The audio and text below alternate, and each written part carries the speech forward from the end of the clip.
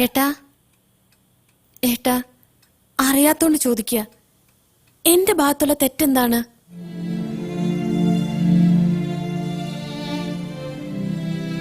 മനുവേട്ടനെ ജീവന തുല്യം സ്നേഹിച്ചതോ? അങ്ങനെയല്ലെന്ന് ആർക്കെങ്കിലും പറയാൻ പറ്റുമോ? ഏട്ടനറിയോ, രാവിലെ എണീറ്റ രാത്രി വരെ ആ വീട്ടിലെ മുഴുവൻ പണിയും ചെയ്യുന്നത് ഞാൻ ഒറ്റയ്ക്കാ. അലക്കലും തുടയ്ക്കലും അടിച്ചുവാരലും ഭക്ഷണം ഉണ്ടാക്കലും ഒരു മുടക്കവും കൂടാതെ കൃത്യമായി ചെയ്തു പോന്നതാണോ ഞാൻ ചെയ്ത തെറ്റ്? അതുകൊണ്ടാണോ എനിക്ക് നല്ലൊരു വേലക്കാരിയുടെ സർട്ടിഫിക്കറ്റ് കിട്ടിയത്?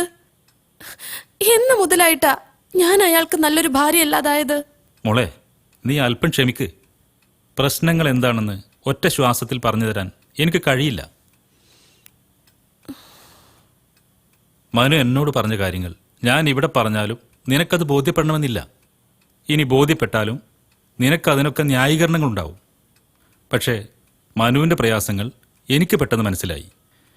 കാരണം അത് കല്യാണം കഴിഞ്ഞ പുരുഷന്മാർക്ക് പെട്ടെന്ന് മനസ്സിലാവുന്ന കാര്യങ്ങളാണ്. എന്നാലും എന്റെ വീഴ്ചകളും പോരായ്മകളും എന്താണെന്ന് എനിക്കറിയണ്ടേ? തീർച്ചയായും വേണം. അത് മനസ്സ് തിളച്ചു മറിയുമ്പോഴല്ല കേൾക്കേണ്ടത്. ഒന്ന് ശാന്തമാവട്ടെ, ഒന്ന് റിലാക്സ് ചെയ്യ്. എനിക്ക് ഗൾഫിലേക്ക് തിരിച്ചു പോകാൻ 4-5 ദിവസം കൂടി ഉണ്ടല്ലോ. അതിനിടയ്ക്ക് ഞാൻ പറഞ്ഞ് മനസ്സിലാക്കി തരാം.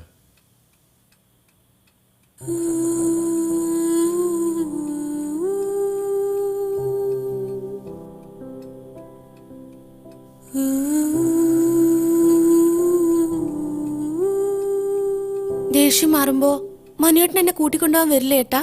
പിന്നെ വരാതെ, വരണല്ലോ.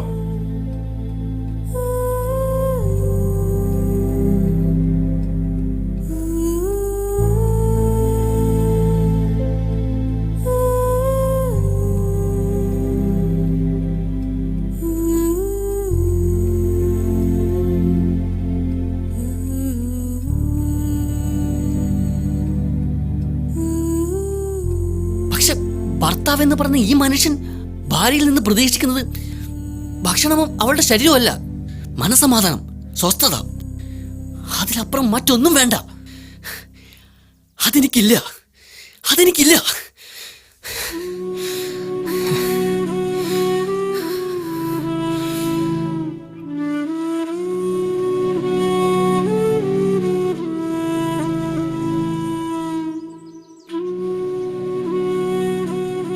ഇത്രയും മതി.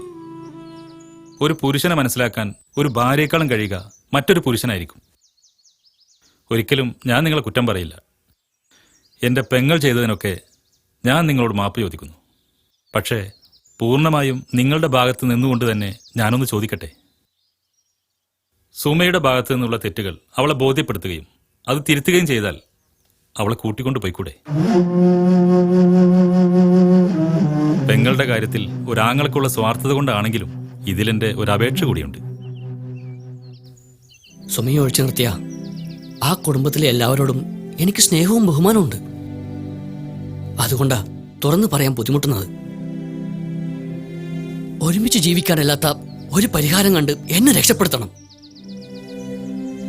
അതിന് നിങ്ങൾ നിശ്ചയിക്കുന്ന നഷ്ടപരിഹാരം ഞാൻ തരാം. അതിന്റെ പേരിൽ പോലീസ് സ്റ്റേഷനും കോടതിയുമായി പ്രതികാരം ചെയ്യണമെങ്കിൽ അതിന് ഞാൻ നിന്ന് തരാം. എന്നാലും സുമയുടെ കൂടെ ജീവിക്കാനുള്ള ശിക്ഷ വിധിക്കരുത്. അളിയന്റെ മനസ്സിൽ എന്റെ പെങ്ങൾക്കുള്ള സ്ഥാനം എന്താണെന്ന് മനസ്സിലാക്കാൻ ഇപ്പൊ പറഞ്ഞു തന്നെ ധാരാളം. പണ്ടവും പണവും കണക്ക് പറഞ്ഞ് സ്ത്രീധനം വാങ്ങാത്ത അളിയനോട് എന്ത് നഷ്ടപരിഹാരം വാങ്ങാൻ? ഇത്രയും കാലം എന്റെ പെങ്ങളെ സഹിച്ചതിന് ഞാൻ അങ്ങോട്ടാ നഷ്ടപരിഹാരം തരേണ്ടത്. ഇനി ഏതായാലും എന്റെ പെങ്ങളെ സഹിക്കാൻ അളിയന് ഞാൻ അവസരം ഉണ്ടാക്കില്ല. പക്ഷേ ഒരപേക്ഷയുണ്ട്. കുറച്ച് സമയം എനിക്ക് അനുവദിക്കണം. സുമയുടെ അനിയത്തി ചിന്നുവിന്റെ കല്യാണം ഉറപ്പിച്ചത് അളിയനെ അറിയാലോ. ആ കല്യാണത്തിന് ഒരാഴ്ച മുമ്പ് ഞാൻ വീണ്ടും വരും. കല്യാണം കഴിയുന്നത് വരെയുള്ളൊരു സമയം എനിക്ക് അനുവദിക്കണം. അതിനു മുമ്പ് ഒരു കുടുംബത്തിന്റെ മാനസികാവസ്ഥ തകരാതിരിക്കാൻ വേണ്ടി മാത്രമുള്ള ഒരപേക്ഷ. ഏട്ടാ, ആ ജ്യൂസ്. ഡേ, ഇവിടെ വാ, ഇരിക്കെ.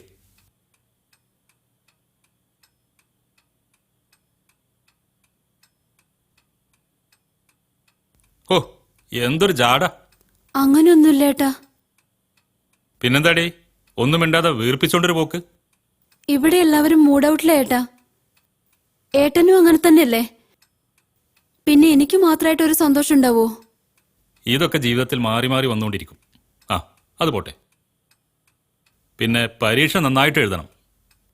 പഠിക്കേണ്ട സമയത്ത് പ്രതിശ്രുത വരനെ സ്വപ്നം കണ്ട് സമയം കളയണ്ട. നിന്റെ പരീക്ഷയുടെ ഒറ്റ കാരണം കൊണ്ടാ കല്യാണം പോലും നീട്ടിവെച്ചത്. മനസ്സിലായോ?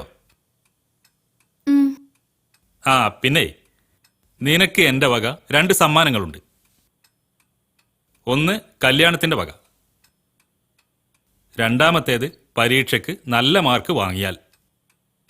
സമ്മാനം എന്താ വേണ്ടെന്ന് വെച്ചാൽ നിനക്ക് പറയാം.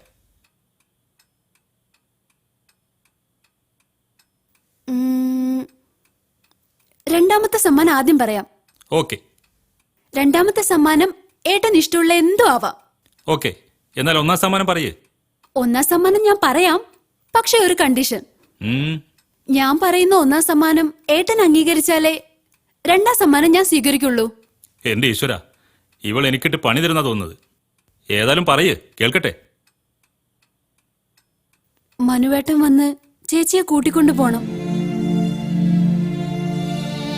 ഇതാണ് എനിക്ക് വേണ്ട ഒന്നാം സമ്മാനം.